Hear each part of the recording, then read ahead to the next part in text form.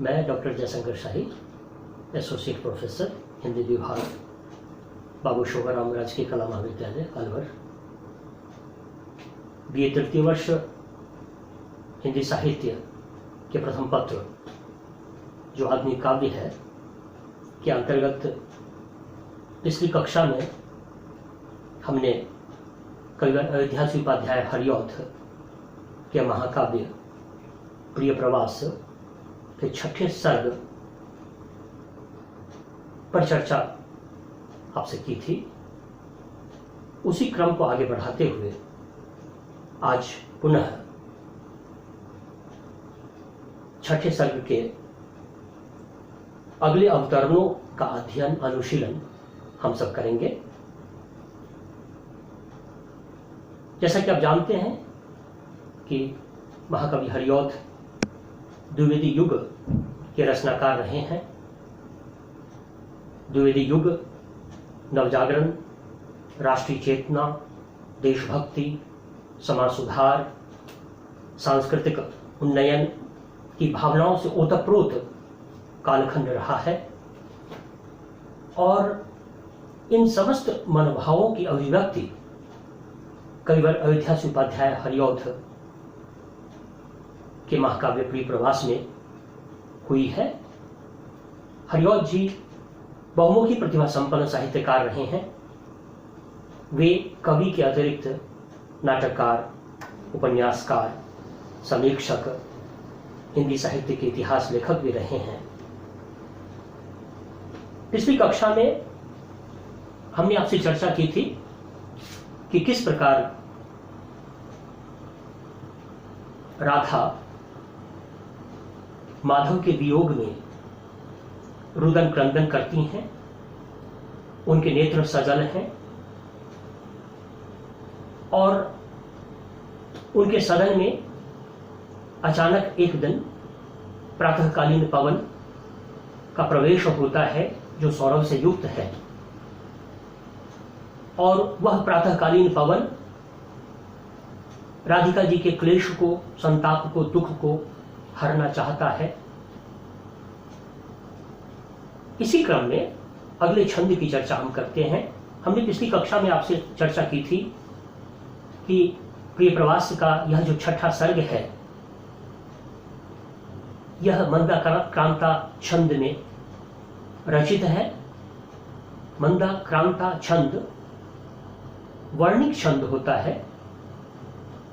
यह ऐसा छंद है जिसमें वर्णों की गिनती की जाती है। इस छंद के प्रत्येक चरण में 17 वर्ण होते हैं। इसी क्रम में आगे का जो अवतरण है उसकी चर्चा हम प्रारंभ करेंगे।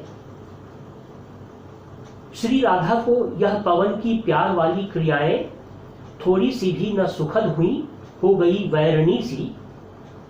भीनी भीनी महक मन की शांति को खो रही थी, पीड़ा देती व्यथित चित्त को वायु की स्निग्धता थी।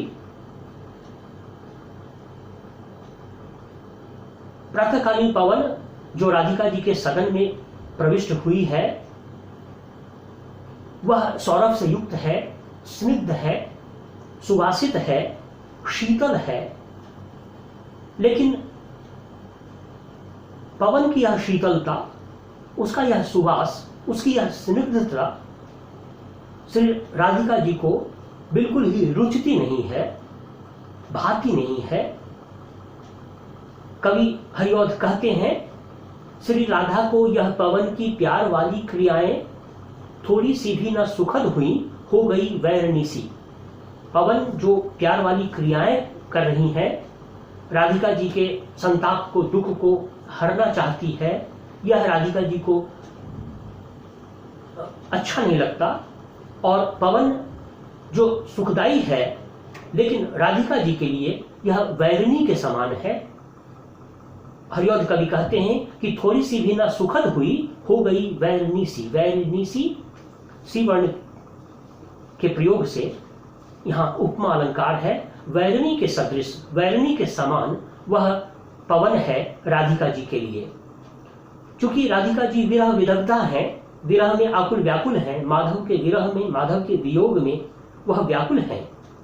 इसलिए कोई भी सुखदायी पदार्थ उनके लिए दुखदायी है, संतप्त करने वाला है, विषादमग्न करने वाला है। यह जो पवन सुवासित है, शीतल है, सुगंधित है, राधिका जी के लिए दुखदायी है, दुख प्रदान करने वाला है। हरिऔध कहते हैं, श्री राधा को यह पवन की प्यार वाली क्रियाएं थोड़ी सी भी न सुखद हुई, हो गई वैरिणी सी, भीनी भीनी महक मन की शांति को खो रही थी। पवन की जो भीनी भीनी महक है वो राधिका जी के मन की शांति को चुरा रही थी, राधिका जी के मन की शांति खो रही थी। और वायु की जो स्निग्धता थी वह पीड़ा दे रही थी राधिका जी के व्यथित चित्त को। राधिका जी का हृदय जो व्यथा से भरा हुआ है उसको और पीड़ित कर रही थी पवन का यह सुवास, पवन का यह सौरभ, पवन की यह शीतलता। विरह की स्थिति में, वियोग की स्थिति में यह सामान्य भाव है कि सुखदायी पदार्थ दुखदायी हो जाते हैं। महाकवि सूरदास ने भी, उनकी गोपियां भी माधव के वियोग में, गोपाल के वियोग में कहती हैं, बिनु गोपाल बैरिन भई कुंजय, तवे लता लगति अति शीतल, अब भई विषम ज्वाल की पुंजय, बिनु गोपाल बैरिन भई कुंजय। ठीक उसी प्रकार से राधिका जी के लिए वह सुवासित पवन वैरिणी के समान हो गई है और उसकी भीनी भीनी महक राधिका जी के मन को अशांत कर रही है और उनके चित्त को की व्यथा को और ज्यादा बढ़ा रही है। आगे की पंक्ति देखें, आगे का जो छंद है, संतापों को विपुल बढ़ता देख के दुखिता हो, संतापों को विपुल बढ़ता देख के दुखिता हो, धीरे बोली सदुख उससे श्रीमती राधिकायों, प्यारी प्रातः पवन इतना क्यों मुझे है सताती, क्या तू भी है कलुषित हुई काल की क्रूरता से। संतापों को विपुल बढ़ता देख के दुखिता हो, राधिका जी अपने संताप को विपुल बढ़ते हुए देखकर दुखित होकर धीरे से राधिका जी उस पवन से कहती हैं, संबोधित करती हैं। यहां संबोधन शैली है, पवन को संबोधन किया जा रहा है, पवन को एड्रेस किया जा रहा है राधिका जी के द्वारा। यह संबोधन शैली है। संबोधन जिस अंग्रेजी में एड्रेस कहा जाता है और यहां संवाद की स्थिति है, तो कवि हरिऔध ने यहां संवाद शैली में कविता को प्रस्तुत किया है। तो संवाद जिस अंग्रेजी में डायलॉग कहा जाता है, तो संवाद शैली में रचित यह अंश है और पवन को संबोधित करती हुई राधिका जी कहती हैं, संतापों को विपुल बढ़ता देख के दुखिता हो, धीरे बोली सदुख उससे श्रीमती राधिकायों। राधिका जी दुख के साथ पवन से संवाद कर रही हैं, कहती हैं, प्यारी प्रातः पवन इतना क्यों मुझे है सताती, क्या तू भी है कलुषित हुई काल की क्रूरता से। राधिका जी अनुनय विनय करती हैं, अनुरोध करती हैं कि ऐ प्यारी प्रातःकालीन पवन तुम मुझे क्यों सता रही हो, मैं खुद ही दुख के दारुण क्षणों को जी रही हूं, विषाद मग्न हूं, व्यथित हूं और मेरी व्यथा को, मेरे विषाद को, मेरी वेदना को और तुम क्यों बढ़ा रही हो। क्या तू भी है कलुषित हुई काल की क्रूरता से।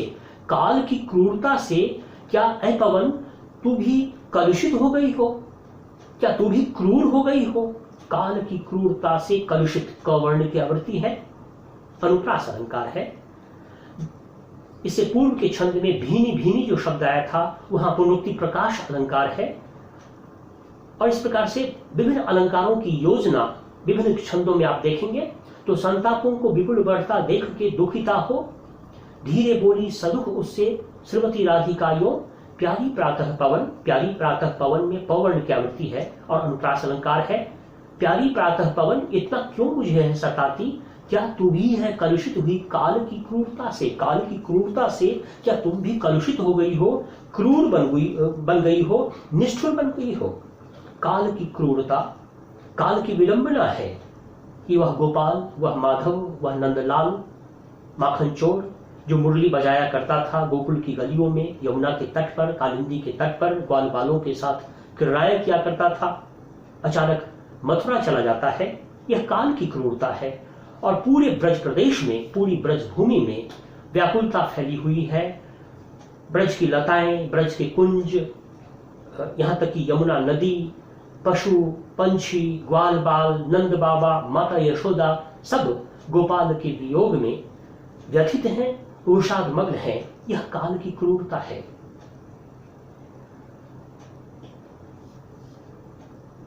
टॉमस हार्डी अंग्रेजी साहित्य के महान उपन्यासकार हुए हैं और टॉमस हार्डी के बहुत सारे उपन्यासों में उन्होंने इस काल की क्रूरता का वर्णन किया है, चांस फैक्टर का वर्णन किया है, फेट की चर्चा की है, डेस्टिनी की चर्चा की है, नियति की चर्चा की है।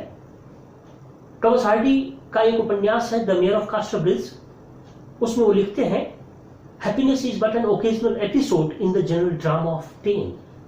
यह जो मनुष्य का जीवन है, जो विषाद का, दुख का, वेदना का एक बहुत बड़ा नाटक है, उसमें सुख के क्षण, सुख के दृश्य बहुत ही कम होते हैं। टॉमस हार्डी की यह पंक्ति यहाँ हरिऔध की इस कविता के इस अवतरण में सटीक चरितार्थ हो रही है कि काल की क्रूरता से कलुषित हो गई है पवन, ऐसा राधिका जी आक्षेप कर रही हैं, उलाहना दे रही हैं। प्यारी प्रातः पवन, इतना क्यों मुझे है सताती, क्या तू भी है कलुषित हुई काल की क्रूरता से। संबोधन शैली है, स्टाइल ऑफ एड्रेस है और नाटकीय तत्व है। कविता में ड्रामा का सा तत्व है। नाटक में जिस प्रकार से संवाद होता है, संबोधन होता है, पात्र पात्रों के बीच में, नायक नायिकाओं के बीच में जिस प्रकार से कन्वर्सेशन होता है, वार्तालाप होता है, ठीक उसी प्रकार से यहाँ कविता की जो नायिका है, कविता की जो प्रोटैगोनिस्ट हैं राधिका जी, वो प्यारी प्रातः पवन से संवाद कर रही हैं, वार्तालाप कर रही हैं। तो यह नाटकीय तत्व है। कविता में एक ड्रामेटिक क्वालिटी यहाँ हरिऔध ने प्रस्तुत किया है। तो संतापों को विपुल बढ़ता देख के दुखिता हो, धीरे बोली सदुख उससे श्रीमती राधिकायों, प्यारी प्रातः पवन, इतना क्यों मुझे है सताती, क्या तू भी है कलुषित हुई काल की क्रूरता से।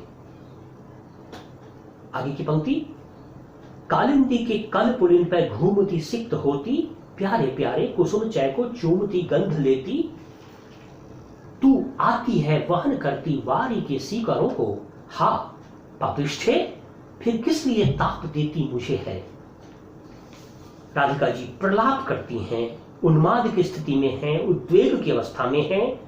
पिछले कालांश में हमने आपसे चर्चा की थी कि शास्त्रकारों ने विरह की विभिन्न अंतर्दशाओं की चर्चा की है। अभिलाषा, चिंता, स्मरण, गुण कथन, उद्वेग, प्रलाप, उन्माद। यहाँ इस अवतरण में उद्वेग, प्रलाप, उन्माद की मनोदशा का चित्रण, राधिका जी की मनोदशा का चित्रण कवि हरिऔध ने किया है। राधिका जी कहती हैं कि ऐ पवन, तुम कालिंदी अर्थात यमुना नदी, यमुना के कल पुलिन पर घूमती सिक्त होती। ऐ पवन, तुम विचरण करती हो, भ्रमण करती हो, यमुना नदी के सुंदर तटों पर विचरण करती हुई विहार करती हो और प्यारे प्यारे कुसुम चय को चूमती गंध लेती और वन कुंजों, लताओं और तमाम प्रकार के जो प्रसून हैं, जो मधुमय हैं, जो मनमोहक हैं, उन पुष्प समूह के सुवास को तुम ग्रहण करती हो। प्यारे प्यारे शब्द में पुनरुक्ति प्रकाश अलंकार है, शब्द की दो बार आवृत्ति हो रही है, इसलिए पुनरुक्ति प्रकाश अलंकार है। कालिंदी के कल में कवर्ण की आवृत्ति है, इसलिए अनुप्रास अलंकार है, जिसे अंग्रेजी में अलिट्रेशन कहा जाता है। एक ही वर्ण की बार बार आवृत्ति जहां हो वहां अनुप्रास अलंकार होता है। तो कालिंदी के कल पुलिन पर घूमती सिक्त होती, प्यारे प्यारे कुसुम चय को चूमती गंध लेती। तुम कालिंदी के किनारे, कालिंदी के तट पर, पुलिन पर तुम घूमती हो, विहार करती हो, विचरण करती हो और वन कुंजों, लताओं, ध्रुवों और प्रसूनों के समूहों के सुवास को संग्रह करती हो और तू आती है वहन करती वारी के सीकरों को और ऐ पवन, तुम संचरण करती हो और जल बूंदों को लेकर, सीकर कहते हैं बूंद को, वारी कहते हैं जल को, जल की बूंदों को लेकर वहन करके तुम संचरण करती हो, तुम शीतल हो। हा पापिष्ठे, राधिका जी क्रोधित होकर, झुंझलाकर पवन को संबोधित करती हैं कि तुम पापिनी हो, तुम पाप करती हो। हा पापिष्ठे, फिर किस लिए ताप देती मुझे है? तुम मुझे संतप्त क्यों कर रही हो? मेरी विरह व्यथा को, मेरे विषाद को तुम क्यों बढ़ा रही हो? तुम खुद शीतल हो, तुम यमुना के तट पर तुम विहार विचरण करती हो, पुष्पों प्रसूनों के पराग को वहन करती हो, संग्रहण करती हो, तुम शीतल हो, और तुम यहां आकर यह पाप का काम क्यों कर रही हो? एक पाप का कार्य क्यों कर रही हो? मुझे संतप्त क्यों कर रही हो? मैं पहले से ही दुखित हूं, व्यथित हूं, और मेरे इस ताप को और तुम क्यों बढ़ा रही हो? यह उलाहना विरह विदग्धा राधिका जी पवन को दे रही हैं। अगला अवतरण पर चलते हैं। क्यों होती है निठुर इतना, क्यों बढ़ाती व्यथा है? तू है मेरी चिर परिचिता, तू हमारी प्रिया है। मेरी बातें सुन मत सता, छोड़ दे वामता को। पीड़ा खो के प्रणत जन की है बड़ा पुण्य होता। राधिका जी अन्य विनय करती हैं, अंतरंग स्वर में पवन से संवाद करती हैं। संवाद शैली है, संबोधन शैली है, उलाहना शैली है, उपालंभ शैली है। क्यों होती है निठुर इतना? पवन को कहती हैं राधिका जी कि तुम इतना निष्ठुर क्यों होती हो? क्यों बढ़ाती व्यथा है? मेरी व्यथा को तुम क्यों बढ़ा रही हो? तू है मेरी चिर परिचिता, तुम तो मेरी पुरानी पहचानी, तुम परिचिता हो, पहले से परिचिता हो। तू हमारी प्रिया है, तुम मेरी प्रिया हो, मेरी सहचरी हो। मेरी बातें सुन। अब राधिका जी अंतरंग स्वरों में पवन से संवाद कर रही हैं। मेरी बातों को तुम सुनो, मत सता, मुझे मत सताओ, छोड़ दे वामता को। तुम जो वाम हो रही हो, तुम जो मेरे विपरीत हो रही हो, तुम जो मेरे प्रतिकूल हो रही हो, इस प्रतिकूलता को, इस वामता को, इस विरोधी पक्ष को तुम छोड़ दो। पीड़ा खो के प्रणत जड़ की है बड़ा पुण्य होता। मैं तो प्रणत हूं, मैं तो विनीत हूं, मैं तो शरणागत हूं, मैं तो व्यथित हूं, संतप्त हूं, और मेरे जैसे प्रणत जड़ की पीड़ा को अगर तुम शमित करती हो, शमन करती हो, तो यह तुम्हें इससे बहुत पुण्य मिलेगा। तुम यह पुण्य का काम करो, मेरी पीड़ा को दूर करो, मेरे संताप का समाधान करो, इससे तुमको पुण्य मिलेगा, तुम यह कार्य करो। यह संबोधन करती हैं, अनुनय विनय करती हैं राधिका जी। पवन से यह संवाद चल रहा है। संवाद शैली में, डायलॉग स्टाइल में यह कविता, यह अंश आप देख पा रहे हैं। फिर अगले अवतरण में चलते हैं। मेरे प्यारे नव जलद से, कंज से नेत्र वाले, जाके आए न मधुबन से और न भेजा संदेशा। मैं रो रो के प्रिय विरह से बावली हो रही हूं, जाके मेरी सब दुख कथा श्याम को तू सुना दे। अब राधिका जी पवन को अपने मंतव्य बताती हैं, अपना अनुरोध सुनाती हैं और कहती हैं, मेरे प्यारे नव जलद से, कंज से नेत्र वाले, जाके आए न मधुबन से और न भेजा संदेशा। उस माधव, उस कृष्ण, उस कन्हैया की चर्चा राधिका जी कर रही हैं, उलाहना दे रही हैं कि वह जो गोपाल है, वह जो कन्हैया है, जो नव जलद के समान और कंज के समान नेत्र वाला है, जिसके नेत्र, कृष्ण के नेत्र कंज के समान हैं, अर्थात कमल पुष्प के समान हैं, नव जलद के समान हैं, नए जलद अर्थात बादल के समान हैं, नए बादल के समान, नए कमल पुष्प के समान नेत्र वाले वह जो गोपाल कृष्ण हैं, वे मधुबन गए अर्थात मथुरा गए और वहां जाकर के कोई संदेश उन्होंने नहीं भेजा, किसी प्रकार का संवाद उन्होंने नहीं भेजा, और उनके वियोग में, उनके विरह में मैं रो रो के प्रिय विरह से बावली हो रही हूं, मैं आकुल व्याकुल हो रही हूं अपनी प्रियतम के विरह में, प्रियतम के वियोग में, रो रो कर मेरा बुरा हाल हो रहा है, जाके मेरी सब दुख कथा श्याम को तू सुना दे।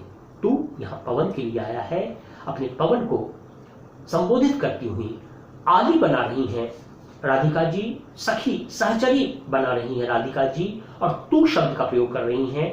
तू शब्द में अंतरंगता है, आत्मीयता है, और राधिका जी कह रही हैं कि ऐ पवन, तुम मेरे संदेश को उस गोपाल के पास ले जाओ। वह कन्हैया जो मधुबन गया अर्थात मथुरा गया और दोबारा उसने किसी प्रकार का संदेश न भेजा, और वह कन्हैया जो नए बादल, अभिनव अभिराम बादल के समान, अभिराम नूतन कमल पुष्प के समान नेत्र वाला है।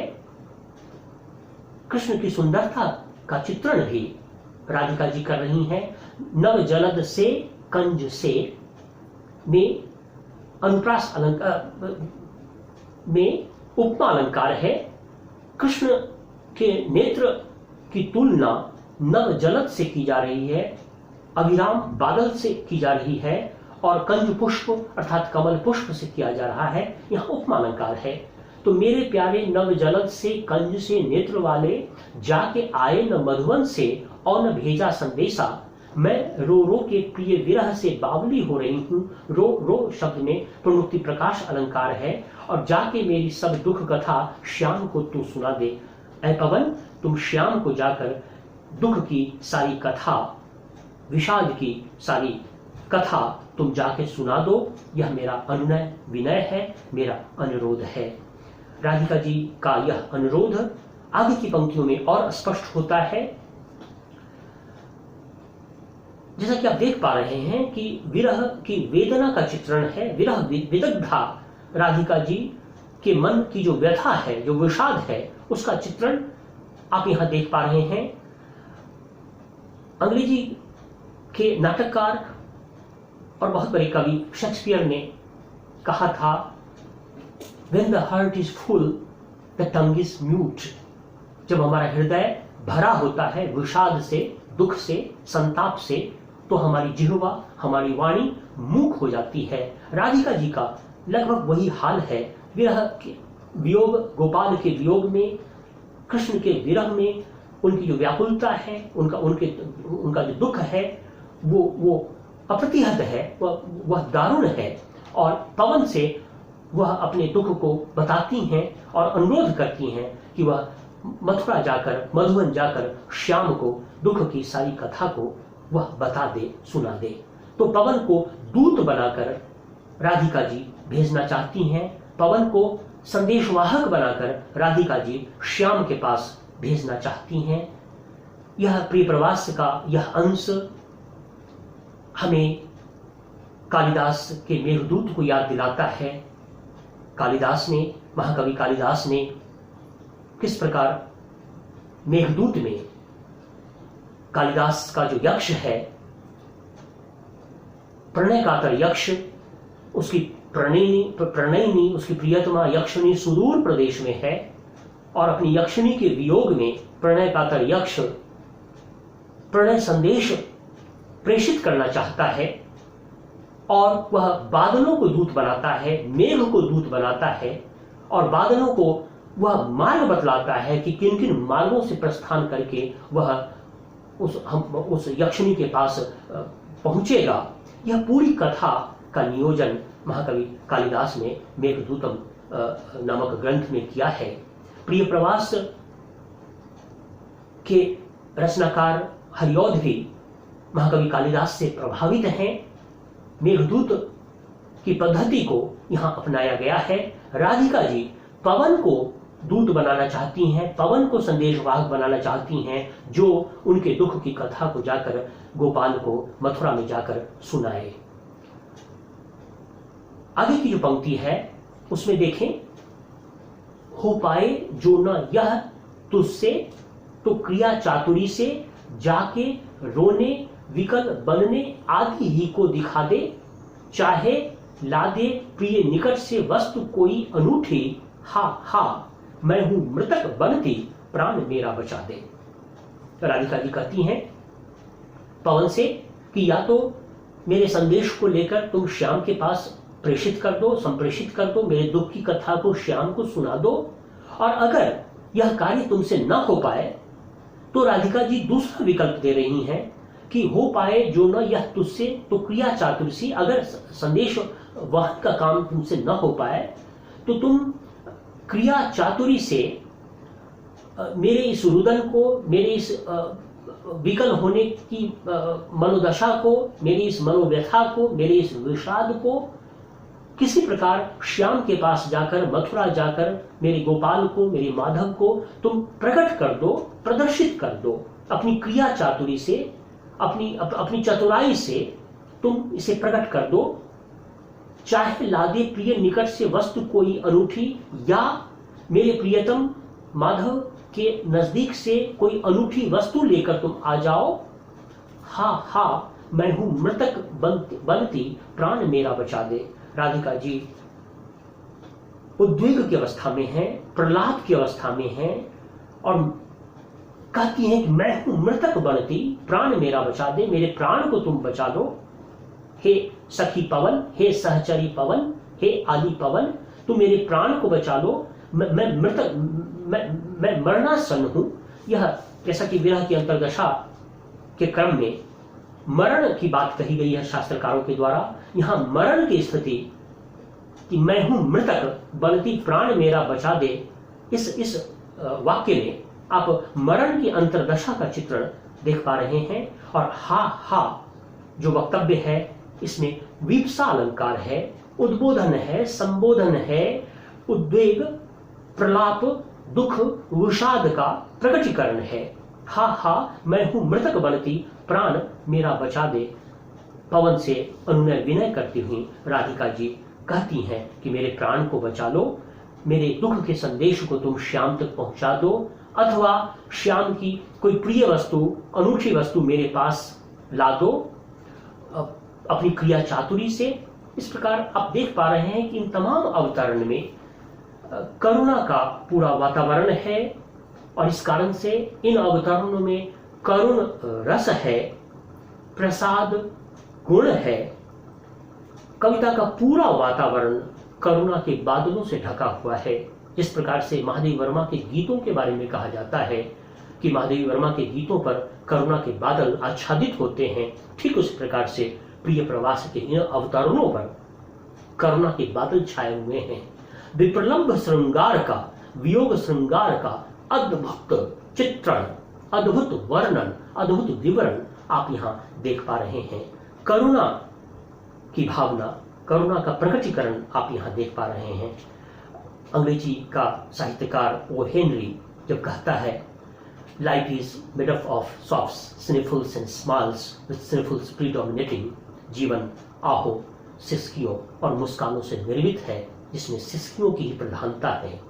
ठीक उसी प्रकार से इन अवतरणों में आप राधिका जी की सिसकियां सुन पा रहे हैं, उनके रुदन क्रंदन को आप सुन पा रहे हैं, उनकी वेदना, उनकी दारुण विषाद को आप उसका निदर्शन देख पा रहे हैं। हा हा मैं हूं मृतक बनती, प्राण मेरा बचा दे। राधिका जी का यह प्रलाप, यह उद्वेग, यह उन्माद की स्थिति हम सबको करुणा विह्वल बनाती है। फिर अगली कक्षा में हम आगे के अवतरण पर आपसे फिर संवाद करेंगे, चर्चा करेंगे।